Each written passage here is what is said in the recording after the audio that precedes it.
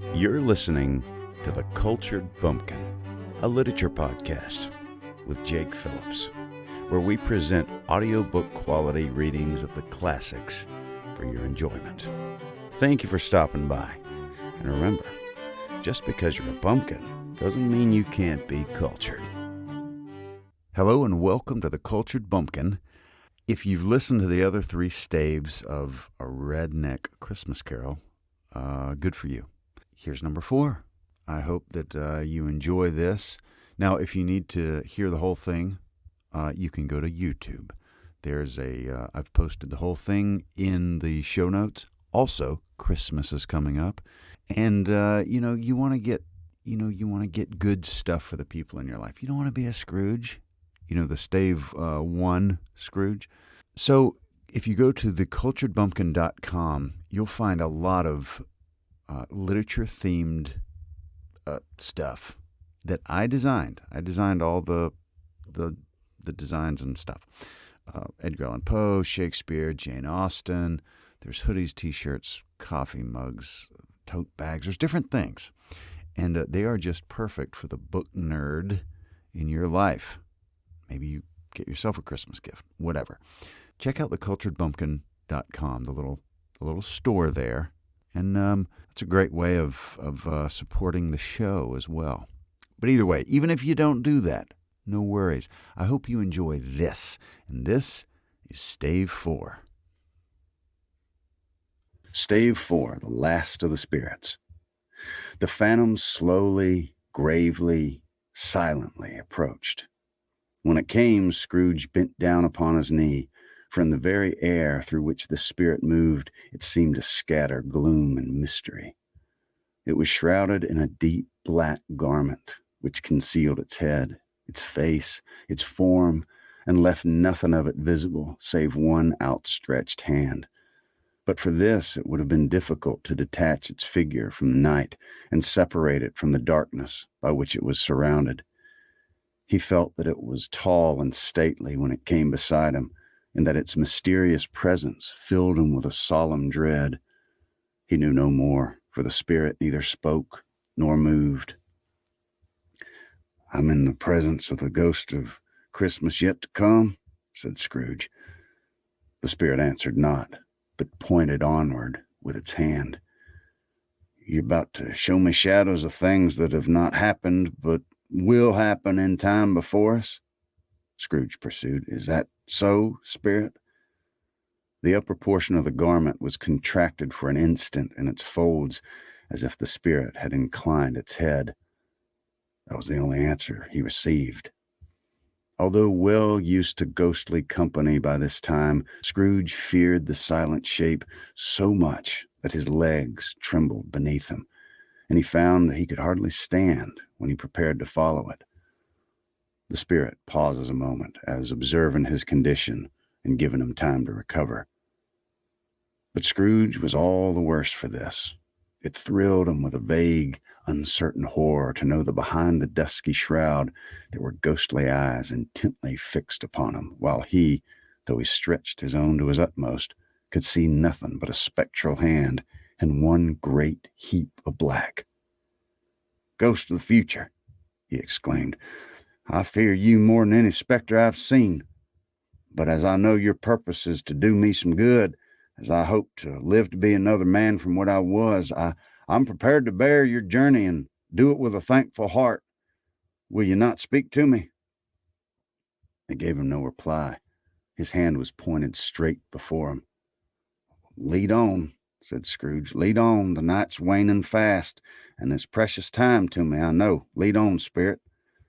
The phantom moved away as it had come towards him. Scrooge followed in the shadows of its dress, which bore him up, he thought, and carried him along.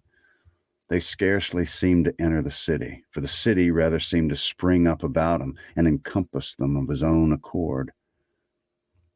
But there they were in the heart of it, on 'change, amongst the merchants, who hurried up and down and chinked the money in their pockets and conversed in groups and looked at their watches and trifled thoughtfully with their great gold seals and so forth, as Scrooge had seen them often.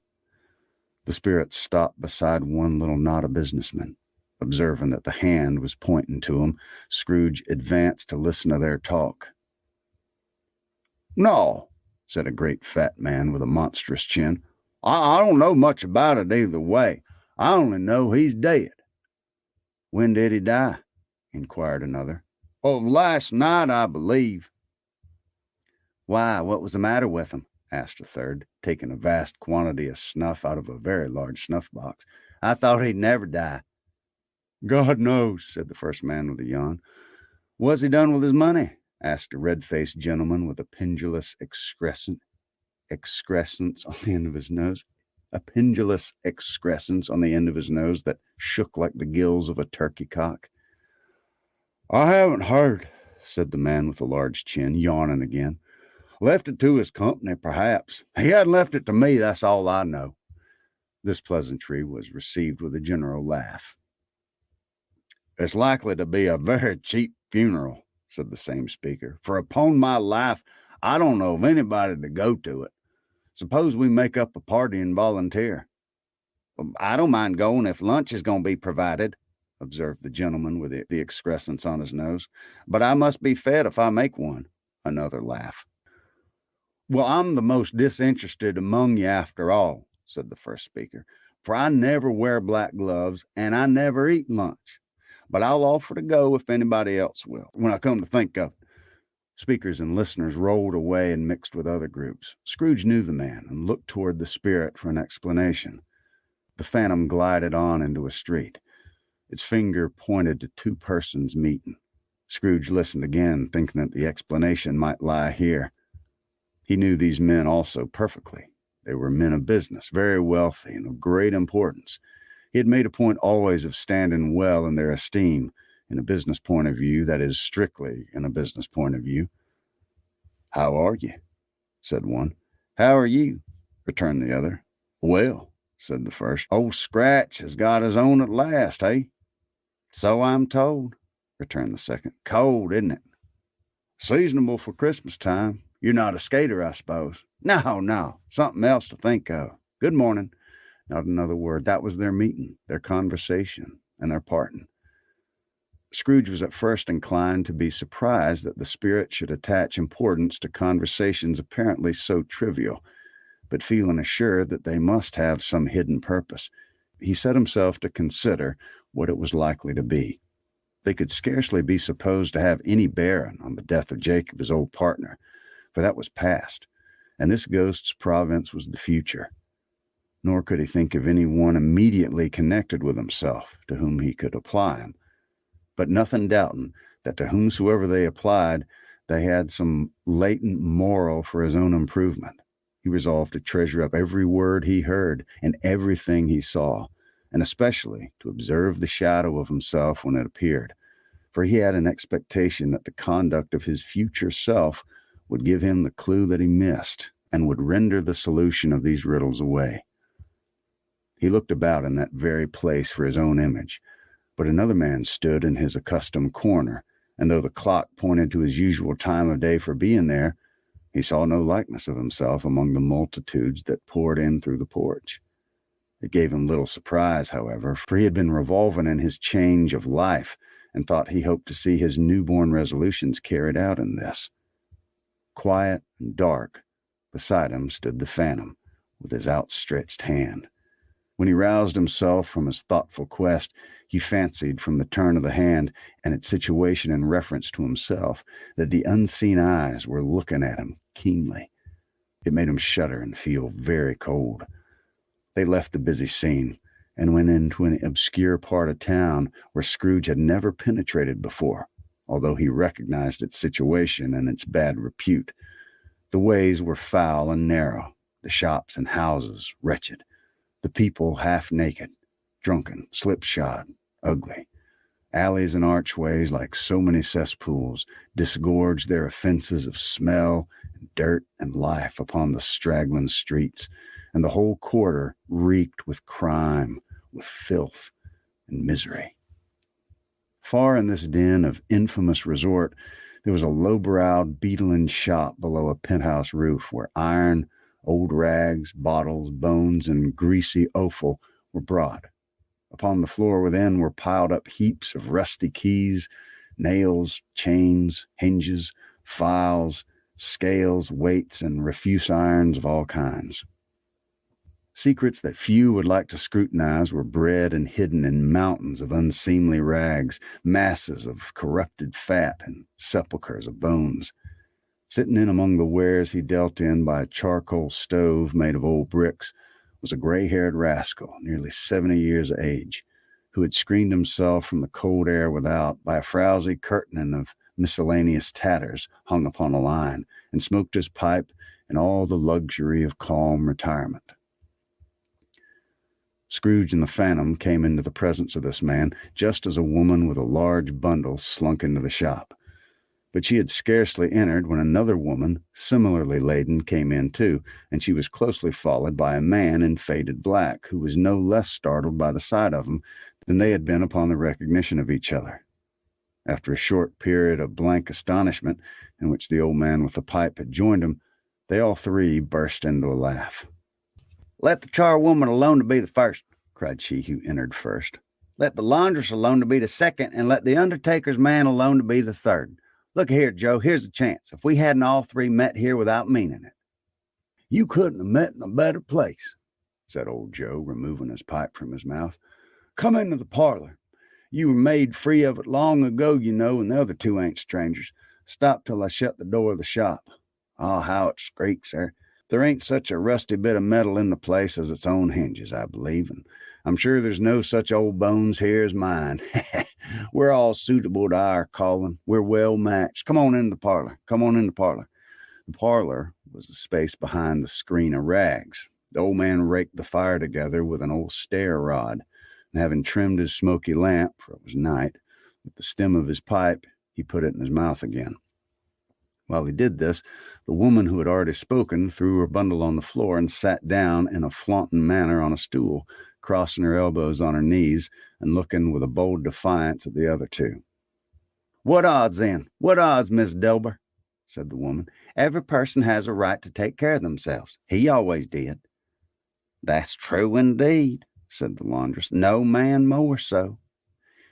"Why, then don't stand staring as if you was afraid, woman. Who's the wiser?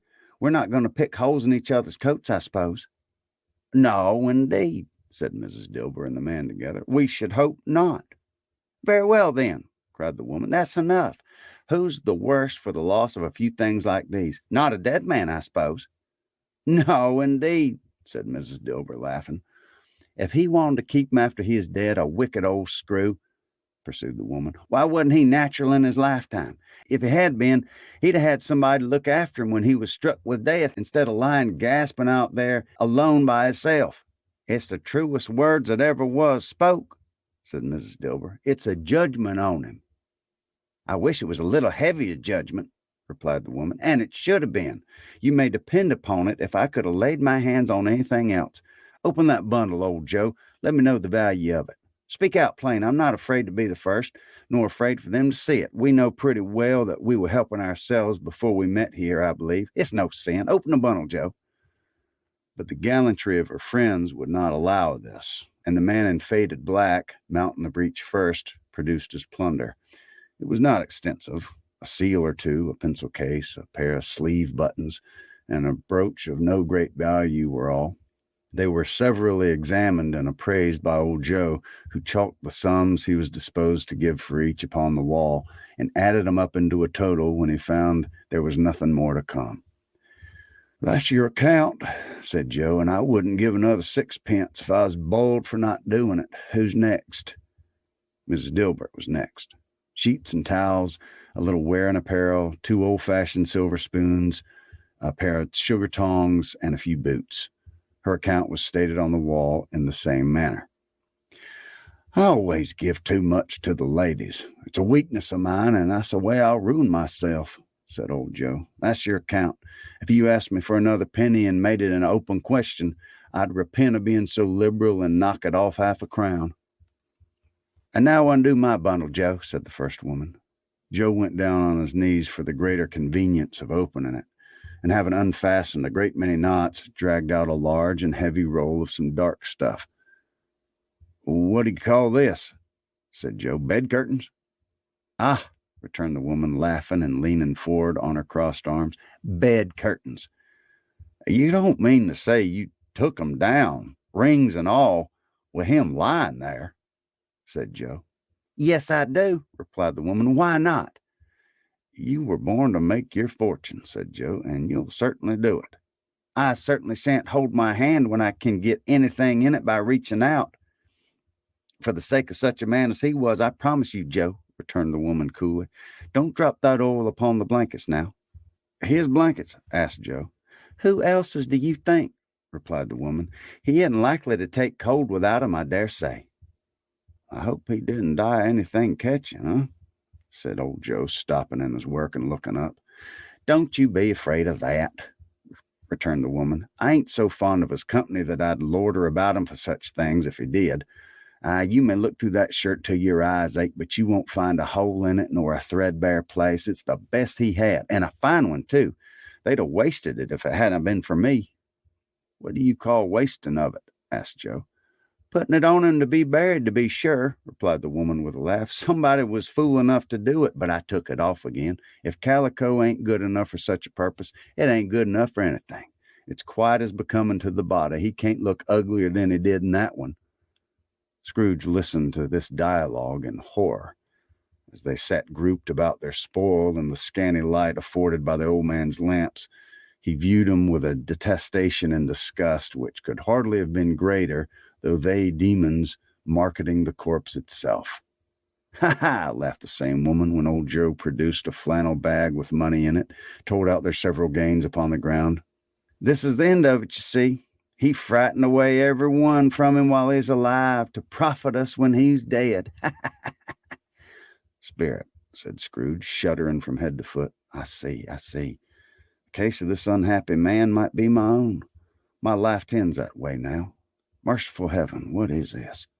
He recoiled in horror, for the scene had changed, and now he almost touched a bed, a bare, uncurtained bed on which, beneath a ragged sheet, there lay something covered up, which, though it was dumb, announced itself in awful language. The room was very dark, too dark to be observed with any accuracy, though Scrooge glanced round it in obedience to a secret impulse, anxious to know what kind of room it was. A pale light, rising in the outer air, fell straight upon the bed, and on it, plundered and bereft, unwatched, unwept, uncared for, was the body of this man. Scrooge glanced towards the phantom. Its steady hand was pointed to the head. The cover was so carelessly adjusted that the slightest raising of it, the motion of a finger upon Scrooge's part, would have disclosed the face. He thought of it, felt how easy it would have been to do, and longed to do it, but he had no more power to withdraw the veil than to dismiss the spectre at his side. O cold, cold, rigid, dreadful death, set up thine altar, and dress it with such terrors as thou hast at thy command, for this is thy dominion. But of the loved, revered, and honored head, thou canst not turn one hair to thy dread purposes, or make one feature odious. It's not the hand that's heavy and will fall down when released. It's not that the heart and pulse are still, but that the hand was open, generous and true, the heart brave, warm and tender, and the pulse a man's. Strike, shadow, strike, and see his good deeds springing from the wound to sow the world with life immortal. No voice pronounced these words in Scrooge's ears, and yet he heard them when he looked upon the bed. He thought if this man could be raised up now, what would be his foremost thoughts? Avarice, hard-dealing, griping cares. They've brought him to a rich end, truly. He lay in the dark, empty house with not a man, a woman, or a child to say that he was kind to me in this or that, and for the memory of one kind word I will be to him. A cat was tearing at the door, and there was a sound of gnawing rats beneath the hearthstone. What they wanted in the room of death, and why they were so restless and disturbed, Scrooge did not dare to think. Spirit, he said, this is a fearful place, and in leaving it I shall not leave its lesson, trust me. Let's go. Still the ghost pointed with an unmoved finger to the head. I understand you, Scrooge returned, and I would do it if I could, but I have not the power, Spirit. I have not the power. Again, it seemed to look upon him. If there's any person in the town who feels emotion caused by this man's death, said Scrooge, quite agonized, show that person to me, Spirit, I beseech you. The phantom spread its dark robe before him for a moment like a wing, and withdrawing it revealed a room by daylight where a mother and her children were. She was expecting someone, and with anxious eagerness she walked up and down the room, started at every sound, looked out from the window, glanced at the clock, tried, but in vain, to work with her needle, and could hardly bear the voices of the children and their play. At length the long-expected knock was heard. She hurried to the door and met her husband, a man whose face was careworn and depressed, though he was young. There was a remarkable expression in it now, a kind of serious delight of which he felt ashamed and which he struggled to repress. He sat down to the dinner that had been boarded for him by the fire, and when she asked him faintly what news, which was not until after a long silence, he appeared embarrassed how to answer. "Is it good," she said, "or bad to help him?" "Bad," he answered. "We're quite ruined." "No, there's hope yet, Caroline." "If he relents," she said, amazed, "there is. Nothing is past hope if such a miracle has happened." "He's past relenting," said her husband. "He's dead." She was a mild and patient creature if her face spoke truth, but she was thankful in her soul to hear it, and she said so with clasped hands. She prayed forgiveness the next moment and was sorry, but the first was the emotion of her heart. "What the half-drunken woman whom I told you of last night said to me when I tried to see him and obtain a week's delay, and what I thought was a mere excuse to avoid me, turns out to have been quite true. He was not only very ill, but dying then." "To whom will our debt be transferred?" "Well, I don't know, but before that time we shall be ready with the money. And even though we were not, it would be bad fortune indeed to find so merciless a creditor in his successor. We may sleep tonight with light hearts, Caroline." Yes, soften it as they would, their hearts were lighter. The children's faces, hushed and clustered round to hear what they so little understood, were brighter, and it was a happier house for this man's death. The only emotion that the ghost could show him, caused by the event, was one of pleasure. "Let me see some tenderness connected with the death," said Scrooge, "or that dark chamber spirit which we left just now will be forever present to me." The ghost conducted him through several streets familiar to his feet, and as they went along, Scrooge looked here and there to find himself, but nowhere was he to be seen. They entered poor Bob Cratchit's house, the dwelling he had visited before, and found the mother and the children seated round the fire. Quiet, very quiet. The noisy little Cratchits were as still as statues in one corner, and sat looking up at Peter, who had a book before him.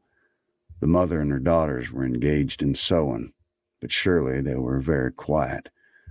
And he took a child and set him in the midst of them. Where had Scrooge heard those words? He had not dreamed them. The boy must have read them, as he and the spirit crossed the threshold. Why did he not go on? The mother laid her work upon the table, and she put a hand up to her face. "The color hurts my eyes," she said. The color. Ah, poor Tiny Tim.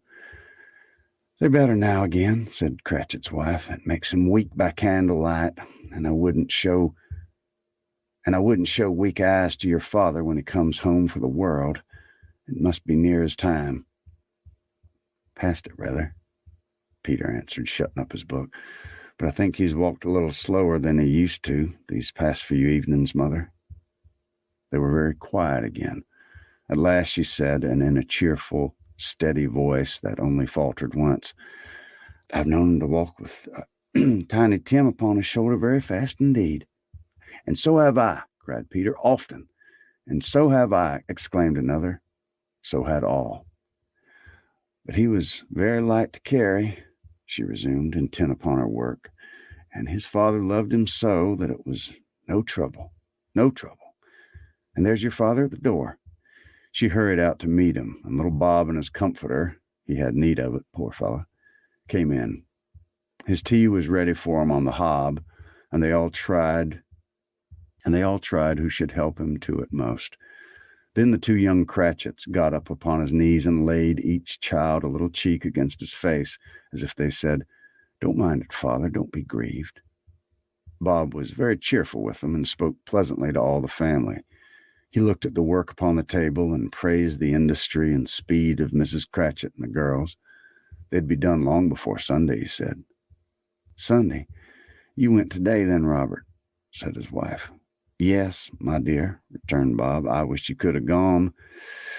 It would have done you good to see how green a place it is, but you'll see it often. I promised him I'd walk there on a Sunday. My little child, cried Bob. "My little child." He broke down all at once. He couldn't help it. If he could have helped it, he and his child would have been farther apart, perhaps, than they were. He left the room and went upstairs into the room above, which was lighted cheerfully and hung with Christmas. There was a chair set close beside the child, and there were signs of someone's having been there lately. Poor Bob sat down in it, and when he thought a little and composed himself, he kissed the little face. He was reconciled to what had happened and went down again quite happy. They drew about the fire and talked, the girls and mother working still.